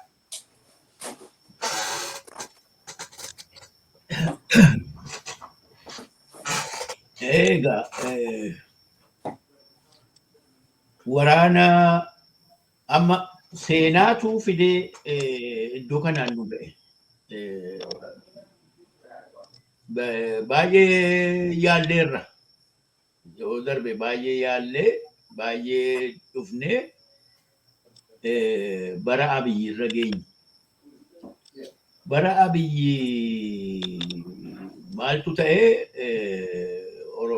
addi bilisummaa Oromoo kuni iddoo baay'eetti caccabee ture. Iddoo baay'eetti caccabee yoo deebi'u abdiin baay'ee keenya namoota turre amma ergi walitti dhufanii Oromiyaa keessatti wal arguu danda'anii kan dure kan darbe hundumaa dhiisanii tokkummaa dhaaboo adda bilisummaa Oromoo cimsuun kan jedhu abdii ture. Hin taane maaliif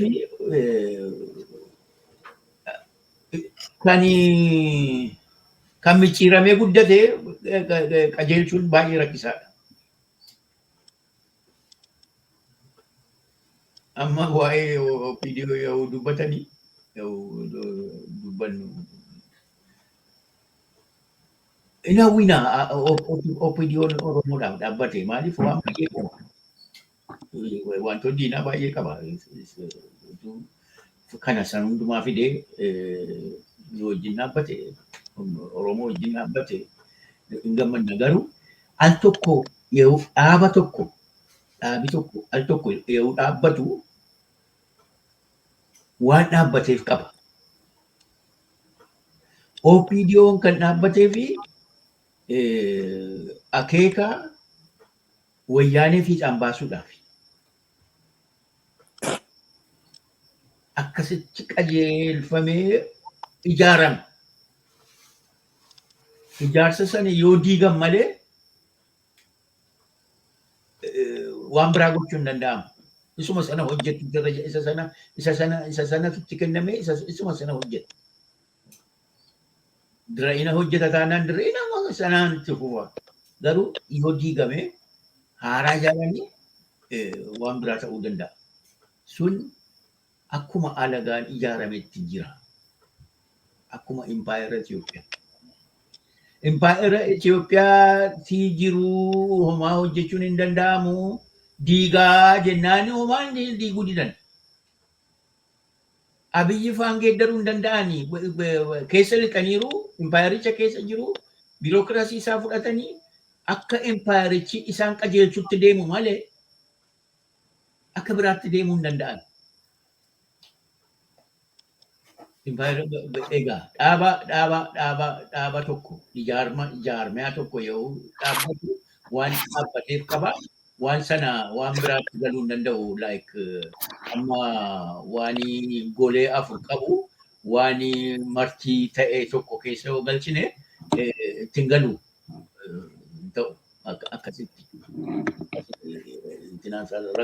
Rakkoon basic rakkoon bu'uuraa isa jaarmaan yoo dhaabbatu waan kennameef sana intinaa gochuudha hojjechuudha kan inni dhaabbatee. Amma kan jennu political leadershipiin hin jiru ammaan kana inni kaan hidhamee inni kaan burjaaja'ee inni kaan sochii lafa hin dandeenye keessa jira. Political leadership in Oromo hin jiru. Oromooni waan dhaabbate waan ijaarame kan xinnoo hirree qabu kan qabu waboo duwwaadha. Waboo kan hawwinuu fi akka wabooni garaa bal'atee waan gaarii yaadu leadership isaa waan gaarii Oromoodhaaf yaadu. Bilisummaa walabummaa jechuun waa miti. Waan gaarii Oromoodhaaf yaadu yoo ta'e walabummaa sanaaf bilisummaa sanaan akkamitti geenyaa kan geenyu yoo akkas goone jedhee leadershipii sana akka inni uumamu gargaaru. Egaa haala kam keessatti akka dubbannu beeku haala amma jiru keessatti dubbanna ta'e haala geeddarama jennee assume goonu amma isa dubbannu assume goonu. Tigrii maashinii bilisiginnaan amma dhufti. Inni hundumti keenya waan ciicannu waan qabu waan mamii qabnu natti hin fakkaatu. Haala bilisiginnaan hin jirretti amma haala 91 sana dhalata. Haa jennu. Amma wabooni warra paartinarsii warra waa dhaabu keessaa tokko haa jennu. Warra waa dhaabu yoo ta'e calqabaa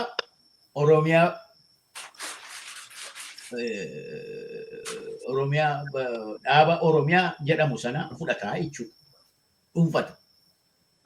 Sana yoo dhuunfatu immediately leadership uumuudhaa fi namoota warra namni hundumtuu warri mana hidhaa jiru hidhaadhaa hin hiikamu. Warri ala jiru warri bilisiginnaa wajjin connectionii hin qabne walitti qabee amma waan uumaa kora sabaa waamuu jechuudha. Kora guddaa tokko waamanii amma waan uumaa. Yeroon isaa yeroo wal gargar ficaanii deemu miti. Yeroo tokkummaan keenya barbaadamuudha. Yeroo Oromiyaa itti ijaarruudha. Sila Ahmad waan gaariidhaatu intinaa bara kiraayisisii kana keessa kiraayisisii yoo jiru isa keessaa waa fudhachuu hin danda'amu. Waan kanaan dura hin dandeenye tokko amma gargar faca'eera dabalee qabatanii waan kana lafa kaa'uun hin danda'ama jechuudha. Inna kanaaf waboonii kana gochuu hin danda'a yoo ilaalcha gaarii qabaate yoo bal'isanii ilaalanii ofii liidarii ta'uutu hin ta'in liidarshiippii uumuu sana gochuu hin danda'uuti sanatti haa qophaa'anii liidarshiippii Oromiyaa uumuudhaaf warra jiruuf warra dhalatuuf warra maalii walitti qabanii gochuudha. Principally Oromos follow gochuu principally Gadaa follow gochuuni waan gaarii fakkaata. Gadaani hiriyaadhaan ijaarame. Ijoollee mucaa amma waggaa 8tti jiru tokko waan roolii qaba. Qooda society keessatti qooda qaba.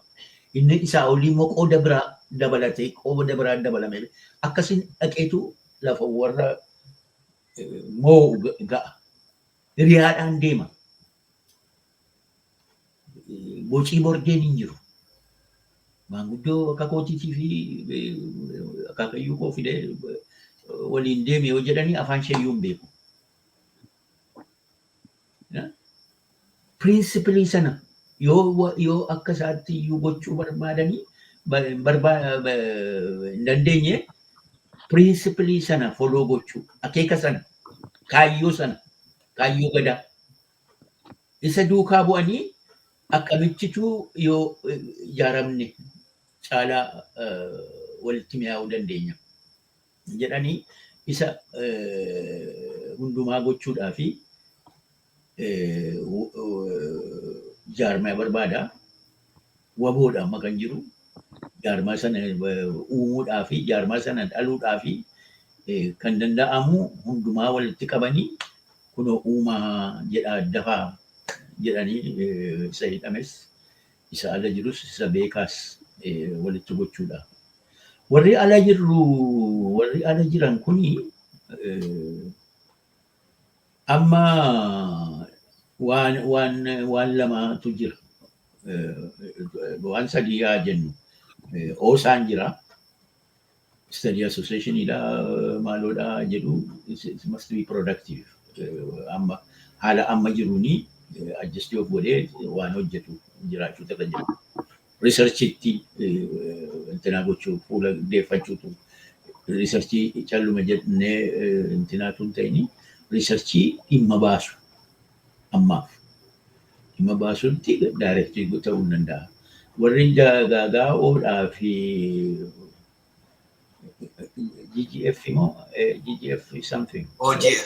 OGF dhaa fi warri World GF immoo warri dhiyeenya dhaabbate. Wantoonni isaanii tokkuma akkan argetti wanti isaanii hojjenna jedhanii ba'anii tokkuma. Ambishiniin isaanii tokkuma. Kanaafi utuu tokko jiru tokko dhaabuuni walitti amantee dhabuudha.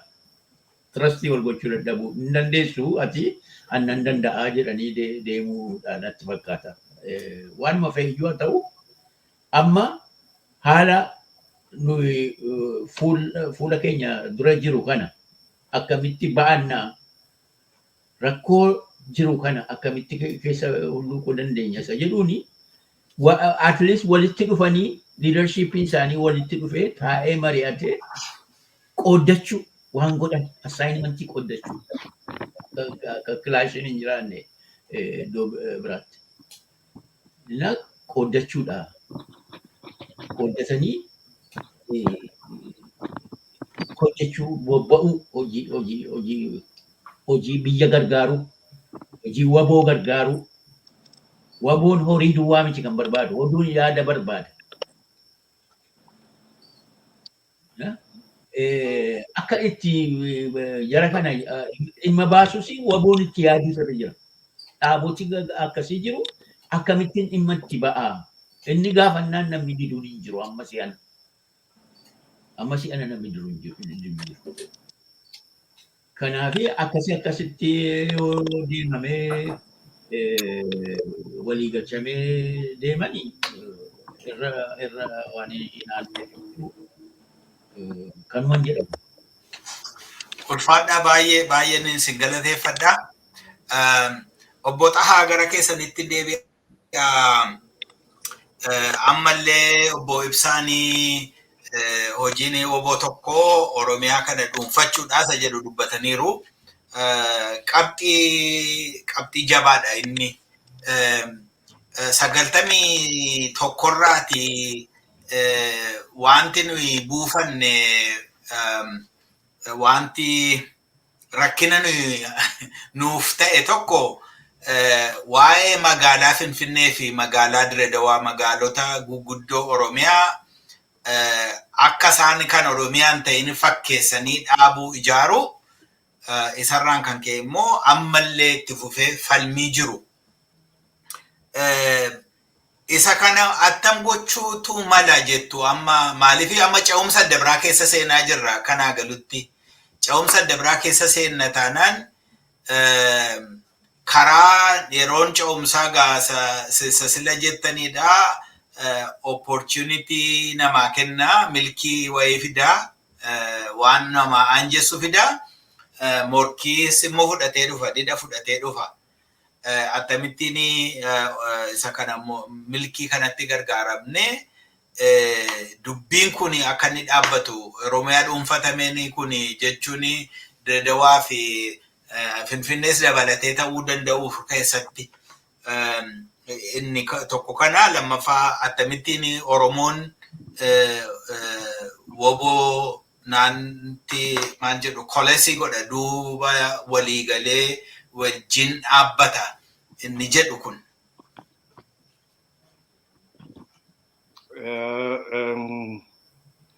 Wanti cimaan ka hundee ta'uu qabu ammatti waboon akkamitti jabaata jechuudha. Anammallee deebisee leenjiidhaan jedha. Dura lakkoofsa guddaan nama argachaa jira. Qaadhimamoota recruits qeerroon hedduutu itti galaa jira. Leenjii barbaachisa. Leenjii poolitikaati. Akeeka kaayyoo addi bilisummaa Oromoo qabsoon bilisummaa Oromoo socho'anii turte. Beekamuu fudhatamuu itti amanamuudha warra miseensa waboo ta'uu. Qabsoo uummata kamii keessattuu humna sani ka barbaachisu. Humna waan hojjetuuf beeku. Ka waan hojjetuuf san kaayyoo ifa itti amanee warra waliin waan san hojjetaniinis wal amananii kaayyoo saniif du'an waliifis ka du'an tokko kanaatu baay'achuu qaba. Addi bilisummaa Oromoo gaafa dhalaterraa kanuma ka hojjechaa ture gaafa 91 daayiliitu ta'e warri akkasii uumamee ture. Itti dhangala'e dhufee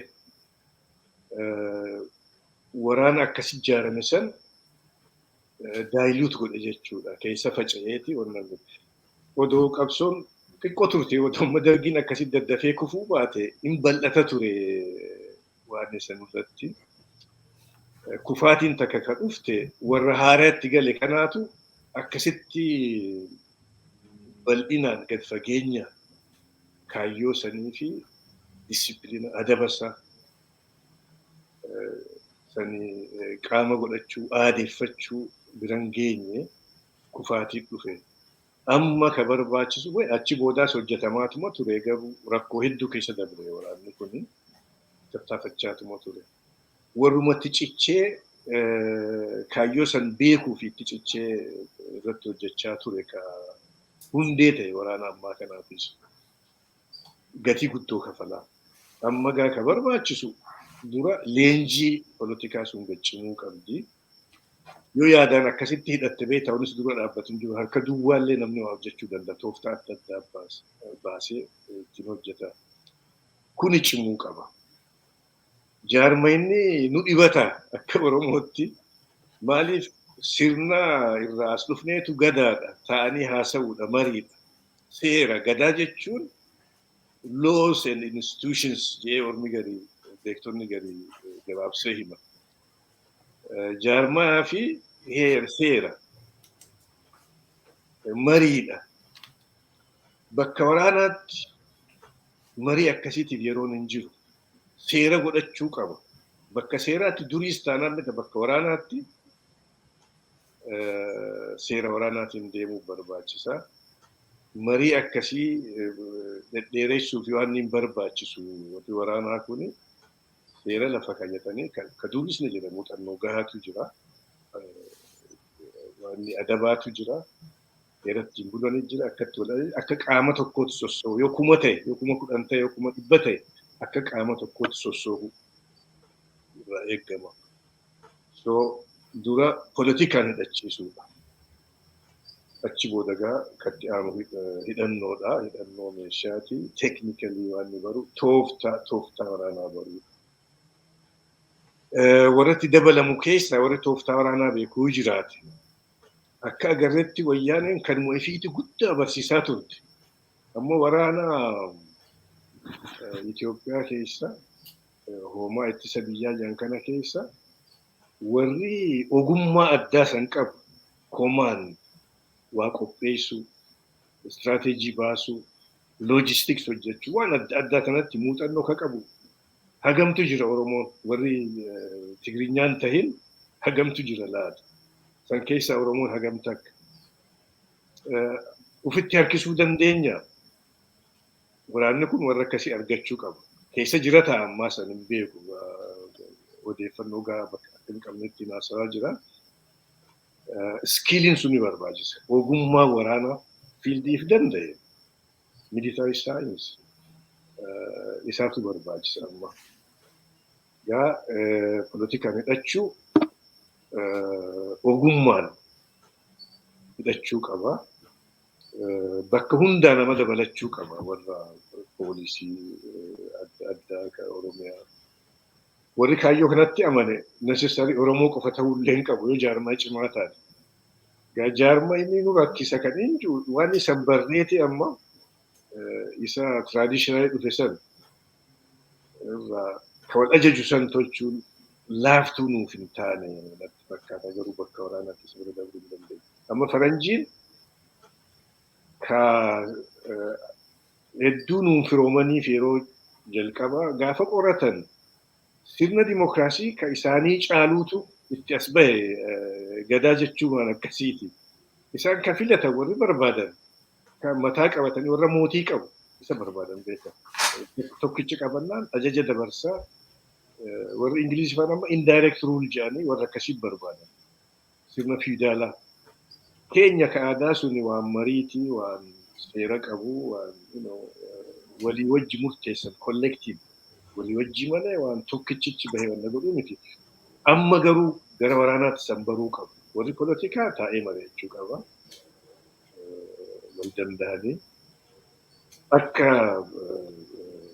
aadaa politikaa keessaa mariidhaan yaada isaanii walitti kuufatanii hojjechuu qabanii. Karaa waraanaa kanumaan jala ho'isaa dabalamuu qaba. Sirrummaan ogummaan cimuu qaba. Ogummaa lolaasan argachuutu irra jira. Eessa akka dhufu hin beeku waan waraanaa waan ajajaas hin turre waan politikaatti carraaqaa turre. Kana warruma waraanaatiif dhiibna garuu yeroo namaan kennu kun jarjartiidhaan waan hojjetamuu qabu. Jarri hoogganarra jiru waraanaa kun karaa politikaas akka amma obboleeyyan keenya jedhanitti karaa politikaatti yaaduu qaban. Hooggansi qawwee politikaa ta'uu qaba. Akka amma jirutti haalli amma jiru haga turullee hin beeknu. Akka amma jirutti hooggansi politikaa ka ture kaafaa osii aabaa osii hidhaa jira. Jarri garuu warri hooggansi olaanaan hidhamee jedhanii taa'u irra hin jiru. Dabballoonni olaanaan sochooma qaban isaanis karaa politikaa akkasitti sun eegu. Namni du'aas hidhamaati. qabsoon dhaabbachuu hin qabdu garuu. Ifa fuutuu irra jira. Hooggansi jalaa bahuu qaba. Nama baay'ee jira warri qooda kennaa ture. Lafa jalaanis waraanaas gargaaraa ture. Kana poolitikaa sol qopheessaa ture. Hooggansi hangi beekame tokko hidhamee jedhanii du'e jedhanii taa'uu miti. Kisaaraan akkasii kana duraas nurra geesse beektaa. Hidhaanis nurra geesse. Ajjechaanis nurra geesse. Sochiin garuu dhaabbachuu hin qabdu. Akkasii itti fufuu qaba. Waraanaa fi karaa poolitikaatiin hooggansi hidhame jedhanii harkaa miilaan wal qabanii taa'uun barbaachisa. Karaa daangaa Oromiyaatii fi waan Finfinnee yoo ilaalle ka Finfinnee addatti ilaaluu dandeenya. Baay'ee rakkisa natti hin fakkaatu. Akka naannoo biraa uummanni Finfinnee keessa jiraatus bulchitoota isaa filachuu danda'a. Garuu Finfinneen eenyu? Shaggar eenyu? Shaggar qaama Oromiyaati. Handhuura Oromiyaati. Karaa psychologically yaada akkasiitiin yoo ilaalle onnee wareegamtoota Oromoo hundarratti katabaadha Finfinnee Shaggar jechuun. Handhuura Oromiyaa fiizikaalii karaa ji'oogiraafii qofaa miti. Onnee Oromoota qabsoo tanaan wareegamanii hunda keessa jira. Oromoo hunda keessa jira immoo. Karaa aadaa, karaa liitireecharii, ogbarruu yoo ilaalle, walaloo, sirba, waan adda addaa mirrisaa hunda yoo ilaalle, saayikii Oromoo keessaa baasuu hin dandeessu Shaggar Finfinnee. Karaa immoo eega impaayarri ijaarame bakka bulchiinsaati. Falmaaf tokko kan usaaman lafa falmuuf achi dhaqa. Warri falmaa dhaqee achitti hafe meeqaatu jira. Lakkoofsan qabu bara. So Finfinnee fi Oromiyaa adda qooduun hin danda'amu. Karaa poolitikaa, karaa saayikooloojii, karaa aadaa, karaa liitireechar, karaa hundumaa adda baasuun hin danda'amu. Kuni warri sirna dimokiraasiitiin filame kan Oromiyaa bulchuu fi namoonni Shaggar keessa qubatan, magaalaa Finfinnee qubatan, ka filatan waliin mala godhuu danda'ama. Magaalaa takka amma Finfinnee Oromiyaan magaalaa san malas jiraachuu dandeessi beekta. Finfinneen garuu Oromiyaa malee jiraachuu hin dandeessu. Bishaan, humni waan adda addaa sochoosu, ibsaan hundi achi dhufu. Kosiillee gabbaasanii bakkitti darban Oromiyaa keessa. Qaama tokkoo jechuufi karaa naannoo. Oromiyaa fi Finfinnee Shaggar adda baasuun hin danda'amu. Namni achi jiraatu immoo nusoo achi jiraanne nama nu bulchuu filachuu qabna. Jireenya immoo Finfinnee nagaa isiitiif, dagaagina Finfinneetiif bulchitoota Oromiyaatii wajjin mari'atanii akka itti hojjetan malli dhaabamuu qaba. Heerri amma jirullee kanatti qonni akeekaa garuu sun gahaa miti. Wanni heerarraa jijjiiramuu qabu tokko kana yoo barbaachise. Garuu beektaa wanna hunda heerarra barreessitee hin barbaachisu. Barreessuun illee barbaachisu ta'a. Akka nama kaayetti karaa ji'oogiraafii, karaa saayikooloojii, karaa waan hundaan walitti hidhaa waan ta'eef walii galteen waan hojjetamuu illee danda'u na fakkaata. Manguddoon bulchitoonni Shaggarii filamanii fi bulchitoonni Oromiyaa ta'anii koree takka tolchanii mala baasuu danda'amu. Humaa waan irratti wal dhiban natti hin fakkaatu. Kan biraallee kanuma fakkaata. Amma dirree dhawaatis lamaanuma kana adda baasanii. Wayyaaneen sagantaa biraa qabdi waan akkasii babal'isuuf jimmaas eenyus itti dabaluuf sagantaa qabdu turte if qabdi na fakkaata. Odoo tolchi ta'es akkuma Shaggar kana. Amma ka dirree dhawaatis namoonni achi keessa qubatuu fi dirreen dhawaa Oromiyaa malee jiraachuu rakkisa hin danda'amu. Waluma fakkaata. Saniis karaa qajeelaan mariidhaan mala godhuu ni danda'ama natti fakkaata. Akkuma akka Finfinnee kana. Kun waan irra wal dhibanii miti. Daangaa Oromiyaa karaa biraatiinis waan irraa ka'an heera ammaarra ni jira. Ka heeraa kana wanni kakaasuu fi duwwaa miti jechuufi beektaa wanni irraa ka'an ni jira. Constitutional political settlement jenna. Karaa heeraa impaayerri Itoophiyaa akka jijjiiramu murtiin bara 1991 taate murtii jabduudha. Chaartarii saniin jalqabee waan sagantaa yeroo ce'umsaa heera booda wayyaaneen tolchite kana impaayerri sun jijjiiramee uummanni kun waliinis jiraate wal keessaas dantaa walirraa qabu jiraata. Mirgi isaanii hiree murteeffannaa akka jirutti tahee akkitti waliin jiraatan haa mari'annuudha. Inni kun warra sagantaa dur deebifna jiruus beektaa gorfamuu qabanii kaampeenii guddaan hojjetamuu qaba. Isaanillee yoo dandeenye fudhachiisu. Wanni irraa kaanu lafa jira. Heerri magaalota adda addaatis warra duuba deebifna jiru sanillee fudhachiisuuf karaan ni jira. Heera san akkasumas darbuun nurra hin jiruun jedhan qabsootu fideessa sanuu. Amma warri gara duubaa deebifna jiru kun waan adda addaati. Dur biyya tana bulchaa turre akka nuti jennutti malee buluun qabdu jedha. Wayyaaneen nuti bulchinu malee jetti jedhaniitu wayyaanee himatu beekta. Isaan ammoo akka nuti jennu malee jechaa jira. Kanarra wal qaban. Isaan kanaaf araarsuuf sagantaan adda bilisummaa Oromootis heerri kunis ni gargaara. Akka abaluu ji'ee qofaa miti akka irratti walii gallee jedhanii itti himuutu keessisaa akka nu dhaggeeffatan yoo humna qabaanne malee nu dhaggeeffatan yoo waraanni cime jechi keenyaas cima politikaan keenyaas cima heerri kunis kabajamaa waraana cimsuudha rakkoo biraa hunda furachuu dandeenya ummatoota ollaatii wajji bakka haqni jiru mari'atanii walii galuuf danda'ama. Magaalota kanaas akka amma kakaa'uu yaalii godhetti kana duraas iddoo biraatti wanni akkasii ka'ee kuni deddeebi'amee waan haasa'amuu illee qabu. Fakkaata miidiyaan keenya isinumarraa jalqabee dhimmoota kana akka bal'ina irratti haasamu irratti mari'atan taasisuun waan gaariidhaan jedha. Hedduu galatooma obbo Tahaa.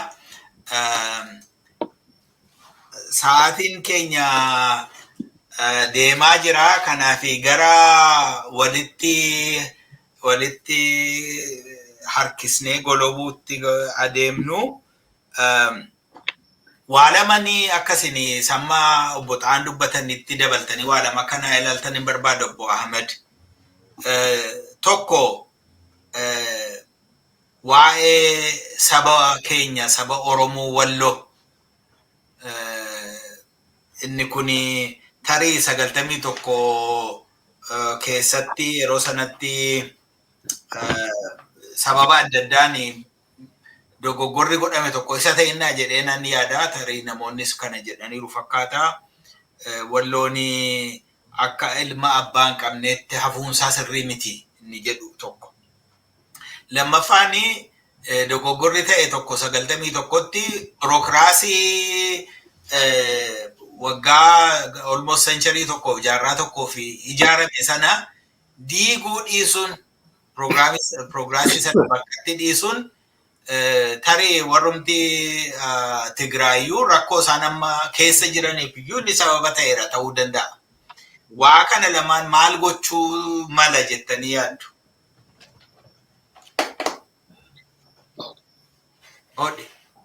Sagaleen keessanii dhiifama naa godhaa sagalee keessanii irra deebi'an nagaamne. Dubbadhaa amma nagaama. Okay.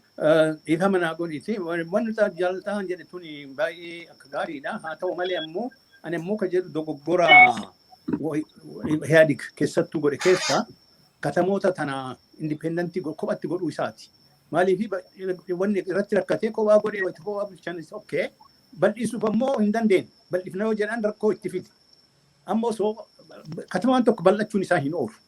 Finfinneenillee bal'achuu isaa hin oolu. Sabni amma itti bal'atee wal dirrachitee gargaraayyuu kan dhufu kun marti bakka jiraatu barbaada. Kana godhuu kan danda'an osoo Oromiyaa jalatti dhiisanii. Mannoo isaa bulchiinsa isaa jedha. Bulchiinsa isaa osoo Oromiyaa jalatti dhiisanii waan kana hin fidu. Wayita sanillee itti himaa turre to some extent. Oromiyaan hojjaan hin baasinaa. bulchiin katamaa Oromiyaa tahee sabni kee marti keessa jiraachuu danda'a.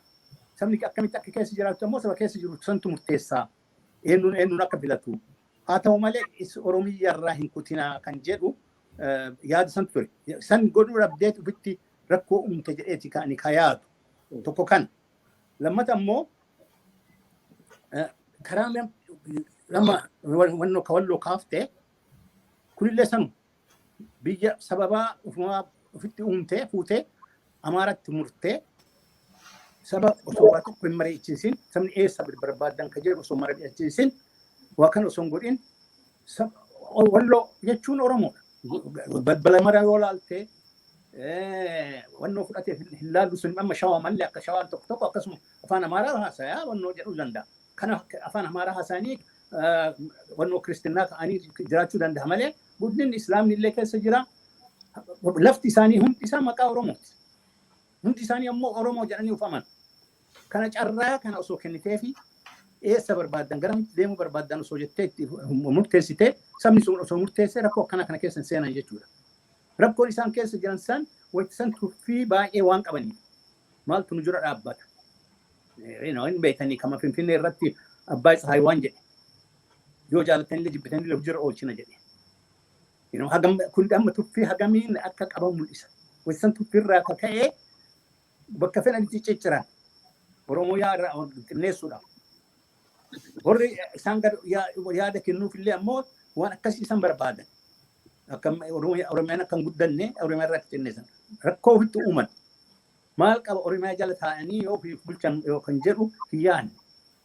Ammallee kan yoo wannoon kuni kan tooftaan amma waltaan kuni deemee dhugaa akka tahee tarsiimatti jiramu tahee wanni dura sabni kenna beeku wannoo jedhu laftiin Oromoo kan ciccirame kan Finfinnee tahee kaawwanillee hunduma isaa Oromiyaa jalatti deebi'uu qaba. Kuni waan wannoo irratti negosheetii goonuu miti sabni Oromoo natti fakkaata. Maaliif namni fedhe keessa jiraachuu danda'a. Amma Finfinnee keessaa saba kaawwan hiyyaaf na jenna hin jennu. Kan itti yaadamu hin jiru. Finfinnee guddinni sababa baay'ee jira. Hundinuu akka nama filatee warra filatee buluu danda'a. Guddaan kan barbaadamu eenyummaa abbaa isaa eenyummaa isaa yoo laalle lafti tun lafa Oromooti. Oromootti mirga qabaa. Oromootti eessa garam bal'ifadhaa garam kenna akka jedhu isaa. Isaan jarri fuudhanii hooma duraan hin jirre. Baay'ee yaadadhaan malleet wannoon wata mallasoo itti odeessu laga akkanaati alatti wannoo argachuu qabna. Permiitii argachuu qabna. San malee bal'isuu hin dandeenyu kan jedhu. Dubbiin kun isaan ka'ee ture. Naa wanni kuni ammallee kan horiileen gara kennaan irratti hojjechuu qabnu. Ka advaayizii illee goonuu namni martinuu carraa amma argame kana. Akkuma reefti isanii kiraasisii yoo argamu carraatu argama. Carraa amma argame kanaan lafti Oromoo mucicciran. Katamaan Oromoo kan maqaa itti baasanii Oromoo jalarraa baasan. Yoo Oromoo jalatti hin deebiin rakkoon sun hin mallee hin qabu. Bal'achuun isiin hafu katamaa kana. Bal'achuu kan danda'u yoo ammoo namni biraa ka bal'isu ta'e nama biraatti katamaa sanii kennanii nama biraatiin karaa biraatiin ka bal'isu ta'e Oromoon miidhamuu isaa hin danda'a. Akkuma garaa agarsiisanii. Akka fedhanitti keessaa ari'anii ganda mooxinnoo itti kennanii sossobanii keessaa baasanii miidhan san akkasitti miidhamuu danda'a. Kana akka hin taane sabummaan ofii akkamitti waan kana bal'ifu akkamitti katamaa kana goona yookaan katamaa biraatu akkamitti dhaabna. Achirraa kun amma hagana guddatee baay'atee katamaa biraa bakka biraatti jijjiiruu dandeenya kan jedhu hunda ilaaluu hin danda'a. Kanaaf waanni kun waan nama garagara nu oofu keessattuu warra amma tooftaadhaan wal ga'e kana maybe garagara kan baasuu danda'u ta'uu danda'a kana beekanii waan kanarratti akkuma yoo tarsiimatti dabalan ta'e wanni kun awwaala akka hiikuu qaban keessaa tokko jedheeti amanaa. Hedduu galatomaa amma gara xumuraatti finna waa'ee magaalaallee tarii magaalaan DC fakkeenya taatitti magaalli guddachuun irra hin jiru warri kaanis itti dabalamanii jurisdictionii adda addaa jala oolanii kan jedhu yaadi akkasiis jira isa waan ilaaluu dandeenya. Xumura irratti waan itti dabaltanii waan jettanii gorsa nuu laattanis nuuf kennaa obbo Ibsa. Waa'ee Finfinnee irratti waa'ee dhawaa irratti gaabo caalaa hin beeku naannaa sana garuu gaaffiin isaa tokko miti akka ilaalutti kan fagoodhuma ilaalutti gaaffiin isaa tokko miti.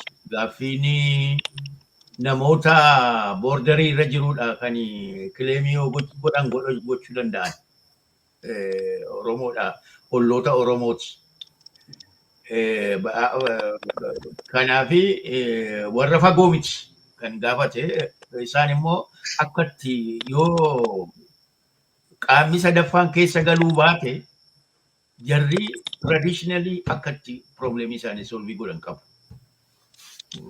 Solvii eenyuma godhatudha kan inni abdadhu. Kan Finfinneen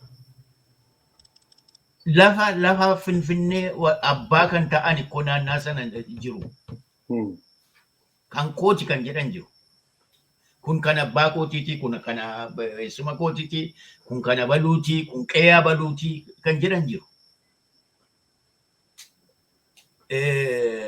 Irraa fudhatanii military gaarii san ture amma yeroo geeddarame magaalaa ta'e. Waa'een Finfinnee gaaffii jala kan oolu Finfinnee qofa miti. Oromiyaadhumattuu gaaffii jala jira jechuudha. Kan keenya Wallagga kan keenya warri jedhani koo Wallaggaa Tuulamni kan keenyaa jedhaniiru. Finfinnee irratti dhaabbatanii jirri. Oromiyaa akka jirtutti nurraa fudhachuu barbaadu. Oromiyaa kana Tigreeni recognize godhe. Kan keessanii jedhee recognize godhe. Amaarri takka hin goone. Takka Amaarri biyya keessanii abbaan biyyaa isin jedhee hin beeku. Tigreeni hojiirra oolchuu irratti mucucaatte malee kan keessanii jedhee fudhateera. Seera irra iyyuu galfateera. Egaa amma Tigreenis dhufaa jira. Sagalee hin qabaata. Kanaafi Finfinnee akkuma jaalleewwan koo jedhanii Finfinneeni akkuma magaalaa addaa miti internationally kan wal fakkaatan baay'eetu jira. Jechuun amma kan jedhanii kan international baay'eetu jira. UN ni jira, Afrikaa maaloo jira, sanaaf intinaadha. Kana fa'i jira. Tokko gar tokkoon warri ilaalan. Warri kaan immoo bararaadha kan keenya bararaa jedhamaa ture durii jedhan. Baranuma dhufeen kunis. Durii eessa turan bararaa nutti manii hin beekan. Ani yommuun ijoollummaatti kan hin shaggariin dhufe. Waggaa 8 akkasitti dhufe. Kilaasii keessatti yeroo waanuma general knowledge wanti naan ijoolleen wal gaafatti. የአዲስ አበባ የመጀመሪያ እንትን ስም ፍንፍኔ jedha hundumtu ani gaa Oromoo gidduutti miti kan inni barataa ture garri caalu Amaara warra ta'anii keessatti Finfinnee sana ijoolleen sun beeku jechuudha. የእንጦጦ መጀመሪያ ስም ማነው ምናምን jedhu ድልድላ jedhu እና ijoolleen kun beeksi turte jechuudha waggaa 70 akkas 70 dura jechuudha. Amma ga'ameetu waa bukaa jira Oromiyaa fudhachuudhaaf Finfinneen kan keenya jennu Oromiyaa fudhannaadha. Egaa magaalaan tokko yeroo hundumaa namoota adda addaa waan qabuu fi nama baay'ees waan qabuu fi bulchi hin kennamaafi. Bulchi keessaa bulchi chaartardi ta'a. Chaartarii qabaata. Chaartarii qabaachuu jechuun isteetii isa keessa jiraniin adda isaan baasa jechuu miti. Isteetii seera isteetii sanaa heera isteetii sanaan hin bulu. Heera finnaa sanaan an finnaa jechuun jaalladha isteetii kana. Heera finnaa sanaan bulu. Bulu isatu kennaaf seera sanaa jechuudha. Kanaafi warri keessa jiru otonomii qabu, seera baafatu, seerri heera sanaan hamma waliin tinaan taanetti waan halle guddina isaatiin maaloo isaa kan hojjetanii warruma achi keessa jirudha. Garuu abbaan biyya Oromoodha. Abbaan biyya Oromoodha. Lafi sun lafa Oromooti. Oromootu seera irratti baasa. Alagaan dhufee keessummaan dhufee irratti hin baasuufi. Keessummaan shaggariin dhufu hundumtuu bilisummaadhaan jiraachuu of bulchuu danda'a. Amma Niiyorkiin haa fudhannu. Niiyork City. Niiyork Steetiin lama isaan. Niiyork Steetiin roolii achi keessa City keessa qabu qaba. Malee callumee City intina international intinaadha maaloodha UN jira abaluun jira jedhee waan callumee dhiisuu qabu. Waan Steetii sanaa fi riippoortii waan godhan qabu. Steetiin sun waan bajeta baddalu kennuuf qaba. Waan bajeta isaatiif riippoortii amma fakkeenyaaf baaburri faan baabura kan geggeessu Steetiidha. City waa'ee leebar baaburaa suni Steetiidha kan handilii godhu yoo probleemiin jiraatu. Waan baay'een jiraachuu danda'a. Ani abbaa seeraa miti seera jaaltaan yoo itti darbee gara caalaa dubbachuu danda'a waa'ee isaa. Warra akkasii jiru. DC jedhu DC jedhanii DC baay'ee odeessu. DC Meeriilaanditu kutee biyya lafa kenneef. Biyya lafa kenneef kuni isiniif warra intinaatiif kaapitaalii keenyaa fi jedhanii kutanii kennan. Sila Virgiiniyaadha fi Meeriilaandi ture. Virgiiniyaan withdraw godhe Alexandria achi hafee warri kana duwwaatu amma kan Meeriilaand itti kennee fi lafa kenneef. Kanaaf Finfinneen maalni kan Finfinnee amma warraaqsa yeroo warraaqsaa keessa jirra. Amma biyya keenya kan dhuunfannu yeroo itti dhuunfannudha. Kanaaf Finfinnee waa'ee Finfinnee yommuu ka'u akka haaraatti ilaaluutu nurra jira. Akka haaraatti federaalii wajjin teenye rileeshinii keenya yoo federaalii uummanneef federaalii yoo walabummaa baane federaaliin jiru kanuma keenya. Yoo federaalii fudhanne konfedereeshinii wayii federaalii fudhanne sun ofiisii barbaada ta'e Finfinnee keessatti waliin kontraata walii mallatteessina teenye federaalii wajjin jechuudha. Amaaraa wajjin miti, Guraagee wajjin miti, eenyu wajjinuu miti. Federaalii wajjin teenye kana kanii kaasee asii kaasee hammasitti ofiisii keessatti ijaarratta. Mirgati qabdu kana, dirqammati qabdu kana jennee kan keenya immoo kana ta'a, kana sii dhiyeessina, kana sii goona, kana akka intinaa ta'uu dandeessaa jennee waliif arrabna jechuudha. Kana kan waa'ee intinaa Finfinnee kan ta'u irra jiru. Maaliif Finfinnee dhuunfachuutu Oromiyaa dhuunfachuun nurra jira jechuun Finfinnee dhuunfachuu jechuudha. Finfinneetti dhimma bahuudhaaf namni tokko Oromiyaadhaa wajjin kan diilii gochuun irra jiru. Kana jechuudha. Egaa waa'ee xumuraa yoo ta'u utuu nu walitti hin deebi'inii Oromiyaan ni bilisoomti abdanna. Kanaaf maaligaa nuti hawwuudha.